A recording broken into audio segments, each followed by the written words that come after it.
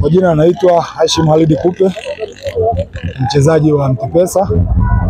Kwanza kabisa nawashukuru wageni wetu, maana tulichukulia labda mechi itakuwa nyepesi, itakuwa ni ile kama tunavyosemaga friend game, lakini mechi imekuwa tough.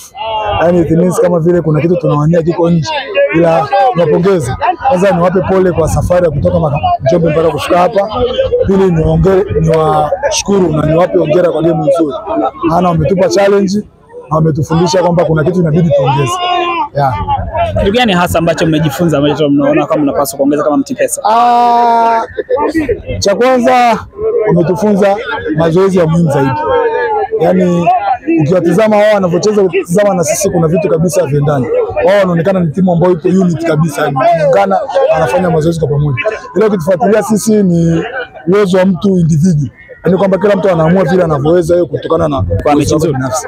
Kwa majina naitwa Salim Siaka, natokea Njombe. Ila kwa mechi ya leo tunashukuru Mungu imeisha salama. Tumepata competition na timu ya pili na maelekezo tuliopewa na teacher yamefanyika, ila kwa asilimia, kwa sisi wachezaji ilikuwa ni asilimia chache, ila wenzetu walionekana ni bora zaidi.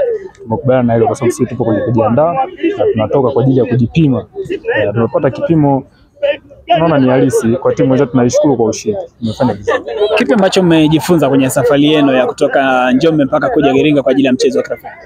Tumejifunza kwa sababu naambiwa unapotoka na kukaa ni tofauti. Unaweza ukajiona bora upande mwingine, ile unapotoka na kukutana na mwenzako aliyo bora zaidi, kuna manufaa ambayo unapata na faida. Kuona kwamba kuna mapungufu yako wapi, niongeze wapi, nimepungukiwa wapi, ili uzidi kusonga mbele zaidi.